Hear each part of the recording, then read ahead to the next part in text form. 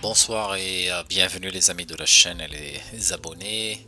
Donc aujourd'hui on va parler d'un sujet qui taraude un petit peu les femmes, en particulier celles qui sont dans le groupe, dans notre groupe Facebook privé. Donc il y a beaucoup de questions qui reviennent à chaque fois de quoi est fait le matériel d'embolisation. Et donc je pense que c'est des questions qui sont justifiées. Donc les patientes veulent savoir de quoi est fait donc ce matériel avec lequel on va les emboliser, donc quel est leur donc effet sur le corps. Donc on va essayer de répondre un petit peu de façon très simple.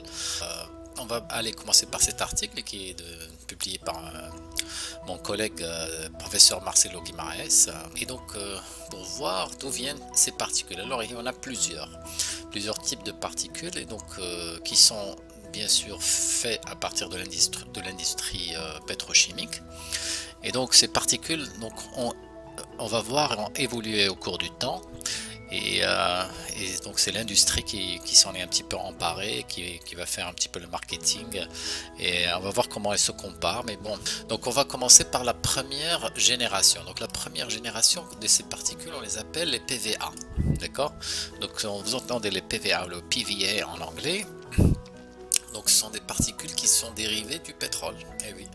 Donc c'est pas de l'organique malheureusement. Donc c'est Petroleum Derived Polymer. C'est un polymère qui vient de l'industrie donc du pétrole, qui est similaire au PVC. Alors ils se sont rendus compte que le PVA il permet donc l'occlusion des vaisseaux. Donc il permet de fermer les vaisseaux sanguins à travers une obstruction mécanique et il cause aussi une réaction inflammatoire dans le corps. Alors comment il s'appelait le PVA origine? Il s'appelait Livalon. D'accord, donc Livalon, un petit fait curieux, c'est Livalon était utilisé pour remplir les sofas. Ok, donc maintenant Livalon, il est utilisé si on cherche donc sur Google. Comment on fait Livalon? Voilà, on va trouver ça. Donc il est encore en vente, Livalon, et vous allez trouver sur plusieurs sites. Et donc il l'utilise encore dans la chirurgie pour stopper les hémorragies. C'est comme une sorte d'éponge, donc qui va permettre donc de tamponner, donc surtout donc la chirurgie, comme vous voyez ici, ORL, etc. Après, donc, ils ont utilisé ce matériel dans les implants mammaires dans les années 50. Et en 1970, le docteur Charles Kerber de l'université de Pittsburgh a proposé d'utiliser donc ce matériel comme agent d'embolisation, donc pour bloquer les saignements et les vaisseaux. Elles ne sont pas très régulières, donc on va voir le PVA, qui est-ce qui le fait. Voilà, donc le PVA. Si vous allez sur le site de Cook, donc c'est une grosse société médicale, ça s'appelle donc Cook, donc elle fabrique le PVA. Donc voilà le PVA, donc c'est comme ça qu'ils viennent, donc des petites bouteilles qui sont colorées, donc chaque couleur a un code.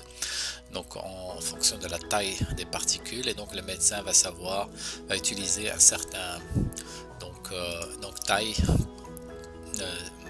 selon le vaisseau qu'il va vouloir boucher, donc selon l'organe. Voilà, donc différentes tailles. Les particules PVA, ils disent que c'est un agent qui est utilisé, donc qui a été prouvé, c'est vrai. Donc reasonable cost, ça veut dire qu'ils sont pas très chers. Et voilà, donc leur taille varie de 90 à 1400 microns et ils viennent dans une petite fiole de 1 millilitre. Maintenant, la deuxième génération. Alors la deuxième génération de PVA, il l'appelle maintenant Contour et elle est faite par une autre société qui s'appelle Boston Scientific. On va sur le site de Boston Scientific, donc vous allez trouver les contours. Donc voici une image qui nous montre une seringue dans laquelle ces particules flottent.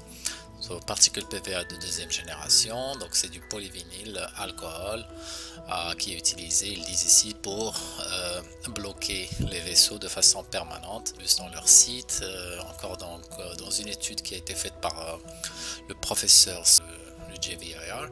Donc James Peace, c'est un monsieur, donc c'est un professeur qui est très connu aux États-Unis, donc qui a fait beaucoup de recherches. Il est à l'université de Georgia. Et c'est là donc juste ils font un petit peu de marketing. Ils disent que on peut utiliser moins de PVA pour avoir le même résultat clinique quand il le compare à un autre type de particules qu'on va voir après, ce qu'on appelle les particules calibrées. On va voir la troisième génération. Alors qu'est-ce qu'ils nous disent ici? La troisième génération lisse. Donc si vous voyez, comme des flocons elles sont un petit peu irrégulières, vous voyez. Donc ici, vous voyez, c'est comme des flocons. Alors ils les ont pris, ils les ont un petit peu modifiés et pour les mettre, ils sont devenus lisses et sont devenus donc compressibles, c'est-à-dire elles peuvent se comprimer entre elles pour ne pas bloquer le microcathéter, parce que le problème avec les autres, c'est que lorsque le médecin les utilisait, ils bouchaient le cathéter, donc on n'arrivait pas à donner au malade le traitement efficace, et donc elles peuvent être suspendues dans de l'eau, du contraste, et donc ça donne une meilleure, donc toutes ces caractéristiques donnent une meilleure calibration, c'est-à-dire on va savoir exactement quelle taille on va utiliser. Donc c'est ça, c'est la troisième génération. Alors comment ça s'appelle la troisième génération? Eh bien, ça s'appelle BID, société qui s'appelle BTG. Si vous allez sur le site BTG, vous allez trouver les bead blocks. Donc voilà, donc bead blocks, c'est des agents d'embolisation donc qui sont dits sphériques. Ça c'est leur site. Donc elles viennent donc sur plusieurs seringues. Elles ont plusieurs tailles et chaque taille a une couleur. Donc sont codées. Et donc voilà, ils disent que c'est compressible, qu'on peut les suspendre et qui ont une calibration plus précise, c'est-à-dire on connaît la taille, le médecin va pouvoir déterminer la taille en fonction de la pathologie, c'est-à-dire tout ça, ce qu'on a vu, ce sont juste les PVA. Donc on a vu les PVA, on a vu leur origine, l'historique et les trois types. Aux trois générations qui sont. Alors maintenant, quel est l'autre type de particules? Avant de passer donc juste ici, donc on va voir les avantages et les inconvénients des PVA. Les avantages, c'est qu'elles ne sont pas très chères. Ce sont des particules inertes, emboliques, mais qui ne sont pas absorbables. Alors tout ce qu'on va discuter aujourd'hui, ce sont des particules qui ne sont pas résorbables. Il n'y a pas de particules résorbables jusqu'à maintenant. D'accord, donc les industriels et les grosses boîtes pharmaceutiques sont en train de travailler sur des particules biorésorbables, donc ça va venir, mais pour l'instant on n'en a pas. L'avantage, c'est qu'il y a une expérience très importante dans le monde. Ils ont utilisé depuis des dizaines et des dizaines d'années sans problème. Elles arrivent à fermer donc les vaisseaux de façon très importante et rapide, et donc sont des agents d'embolisation efficaces. Le problème, alors quels sont les problèmes? C'est que ça risque de boucher d'autres vaisseaux. Il risque aussi de boucher le cathéter du médecin, donc ce qui empêche donc de délivrer le traitement. Et aussi pour les patients, par exemple, s'il y a les fibromes, puisque du fait de leur efficacité, comme ils thrombosent très vite les vaisseaux, donc ça peut donner plus de douleur et plus d'infarctus donc du fibrome. Donc ça peut être un petit peu douloureux. On va passer aux autres particules, donc les particules qui sont calibrées. Alors encore, c'est une autre compagnie différente qui les commercialise, qui s'appelle Merit. Alors ces particules, la différence, ce ne sont pas des PVA, mais sont faites à partir d'un autre matériel, le trisaccryl gélatine. Donc c'est à partir d'un produit chimique qui contient de la gélatine. Nous arrive dans différentes tailles et qui sont codées donc en fonction de la taille. Si vous allez sur leur site, vous allez voir, donc ils disent qu'elles sont faites à partir d'un polymère, d'un polymère acrylique à base de gélatine, et qui permet donc de former ces petites sphères qui flottent et qui vont aller boucher les vaisseaux sanguins lorsque on va les utiliser donc à l'intérieur des vaisseaux. Donc ici par exemple une tumeur hypervasculaire, les particules vont être délivrées et comme vous voyez, elles sont très sphériques à l'inverse des PVA, donc elles peuvent aller boucher de façon très très précise donc les vaisseaux et leur efficacité est contrôlée. Donc ce sont mes particules préférées, j'ai beaucoup d'expérience avec ça, donc on les utilise beaucoup dans les fibromes, dans les tumeurs, dans la prostate, etc. Donc elles sont commercialisées aux USA et dans l'Union européenne. D'indications sont également présentes au niveau des États-Unis. Donc il y a approximativement donc 10 ans d'expérience clinique, et il y a plus de 200 études cliniques qui ont été publiées donc sur les embosphères, donc qui montrent que ce sont quand même c'est les particules les plus étudiées actuellement dans le monde. Il y a beaucoup d'études cliniques, et si on compare, vous pouvez voir comment elles apparaissent, ces particules. Elles sont sphériques, alors que les PVA sont un petit peu comme des flocons irrégulières. Donc, les embosphères, donc elles arrivent à faire une occlusion durable des vaisseaux, elles sont compressibles, elles ne font pas de l'agrégation, à l'inverse des PVA. Donc il y a une distribution qu'on peut prédire, donc c'est vrai, donc je confirme ça, et qui est très ciblée. Voilà, donc ça c'est les embosphères. Alors toujours dans les particules calibrées, on a un autre genre de particules calibrées qui s'appelle les embosènes, et donc ce sont des microsphères également, donc qui sont faites par la société Boston. Et vous voyez la même chose, elles viennent dans différentes tailles, différentes couleurs. Ici la différence c'est que donc la suspension elle-même est codée. Ici, ils nous montrent comment ils ont fait une embolisation d'un fibrome utérin, donc c'est une étude publiée. Et donc voilà, donc ça c'est la brochure marketing qui donne de l'information sur les embosènes. Donc le site s'appelle, voilà, c'est le site de Boston. Donc ils ont deux types de sphères qui sont faites à partir pour l'embolisation des tumeurs et du foie, mais aussi pour la prostate et les fibromes.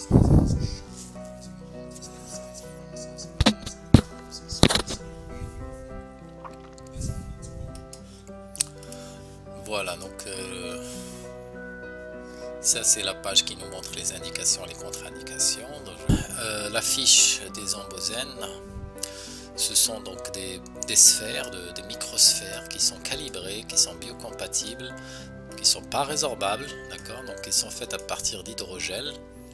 Donc c'est un polymère, le polysène. Donc si vous demandez des informations, donc c'est des matières donc chimiques, de l'hydrogel, mais essentiellement ce sont des matières qui sont biocompatibles, donc qui ont été testées pour ne pas causer de problèmes au niveau du corps. De particules calibrées, donc elles s'appellent les optisphères, et cette fois elles nous viennent de Medtronic. Donc on a fait le tour un petit peu de grosses sociétés de matériel. Donc le Medtronic fait aussi ces sphères, qui s'appellent les optisphères. Donc ils peuvent être utilisés pour les tumeurs hypervasculaires. Également ici on peut aller dans leur site et trouver les indications, et vous pouvez demander si vous voulez plus d'informations, vous pouvez les contacter directement. Qu'est-ce qu'elle cause dans le corps de la femme? Parce qu'il y a une question, quand on va donner ces sphères, docteur, qu'est-ce qui va arriver donc, au bout du temps? Donc voilà, donc il y a une étude qui a été réalisée d'anatomie pathologique, c'est-à-dire ils ont étudié les utérus de femmes qui ont subi une embolisation, et donc ils ont fait une hystérectomie, ils ont étudié donc comment ça réagit lorsque on fait l'embolisation avec les particules de trisacryl gélatine, c'est-à-dire, si vous vous rappelez, ce sont ces particules-là, c'est les embosphères. Okay. Alors, ils ont pu voir, lorsqu'ils ont étudié les pièces d'hystérectomie, qu'il y avait l'embolisation était limitée au leiomyoma, c'est-à-dire les fibromes. D'accord. Donc, l'infarctus intéressait seulement le fibrome et n'a pas atteint, il n'y avait pas d'infarctus des tissus normaux. Il n'y a pas d'infarctus. Et pourquoi il n'y a pas d'infarctus? Parce que donc la taille qu'on utilise, elle est spécialement étudiée pour bloquer les vaisseaux du fibrome, et donc pour ne pas bloquer les autres vaisseaux normaux. Ça d'une part. D'autre part, maintenant on utilise des techniques plus sélectives. Donc si vous faites une embolisation, il faut demander à votre médecin d'utiliser des microcathéters. Les microcathéters c'est comme ça, c'est ces petits cathéters qui sont très fins, très petits, qu'on introduit à l'intérieur du cathéter principal, et qui va permettre donc d'envoyer donc les particules de façon très sélective. Donc ces particules ne vont pas boucher les vaisseaux comme par exemple l'ovaire ou le vaisseau normal. Donc voilà, alors combien de temps ces particules ont été détectées? Ils les ont pu les détecter jusqu'à peu près 2 ans après l'embolisation. D'accord? Donc jusqu'à 2 ans à peu près après l'embolisation, ces particules étaient visibles dans ce qui restait du fibrome.